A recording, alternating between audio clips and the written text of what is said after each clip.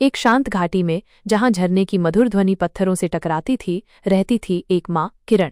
उसका जीवन उसके 7 वर्षीय पुत्र अर्जुन के चारों ओर घूमता था। अर्जुन, जिसकी आंखें शरारत से भरी और हृदय जिज्ञासा से ओतप्रोत था, किरण की दुनिया का केंद्र था। वे दोनों एक छोटे से घर में खुशी खुशी रहते थे। किरण अपने हाथों से बुने हुए वस्त्र बेचकर गुजारा करती थी और अर्जुन अपनी कल्पनाओं की रंगीन दुनिया में खोया रहता था।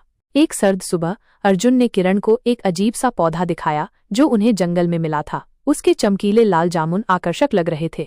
किरण ने उसे छूने से मना किया, अनजान पौधों के खतरों के बारे में चेतावनी दी, लेकिन बच्चों का मन कहाँ मानता है। अगले दिन जब किरण काम पर गई थी, अर्जुन ने उत्सुकतावश कुछ जामुन खा लिए। जब किरण घर लौटी तो उसने अर्जुन को सुस्त और बेहाल पाया। उसका छोटा सा शरीर कांप रहा था और उसकी सांसें उथली थीं। किरण का दिल डर से बैठ गया। वो तुरंत अर्जुन को गांव के वैद्य के पास ले गई, जिसने उन जहरीले जामुनों की पहचान की। वैद्य ने अपनी पूरी कोशिश की, लेकिन जहर अर्जुन के छोटे से शरीर में फैल चुका था। किरण ने अपने बच्चे को अपनी गोद में कसकर पकड़ लिया।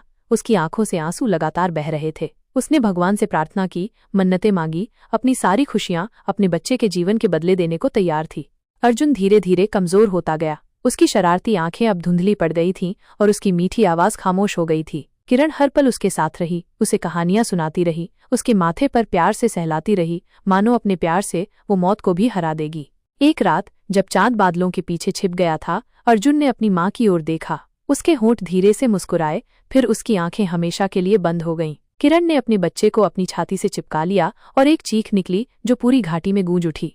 अर्जुन के जाने के बाद किरण का जीवन रंगहीन हो गया। जिस घर में कभी हंसी गूंजती थी, वो अब मातम का घर बन गया था। किरण ने खाना पीना छोड़ दिया, उसकी आंखें हमेशा सूजी रहती थीं। गांव के लोग उसके दुख में शरीक हुए, लेकिन कोई भी उस माँ के दर्द को पूरी तरह से नहीं समझ सकता था जिसने अपना बच्चा खो दिया हो। किरण अक्सर उस जंगल में जाती थी जहां अर्जुन को वो जहरीला पौधा मिला था। वो उस जगह पर बैठकर घंटों रोती रहती थी, अपने बच्चे की यादों में खोई रहती थी। धीरे धीरे समय ने घावों पर हल्की सी परत जरूर डाली, लेकिन किरण के दिल में अर्जुन की कमी हमेशा बनी रही। उसकी कहानी उस घाटी में एक दुखद लोक कथा बन गई, एक माँ का अपने बच्चे के लिए अथाह प्यार और एक क्षण की भूल का भयानक परिणाम।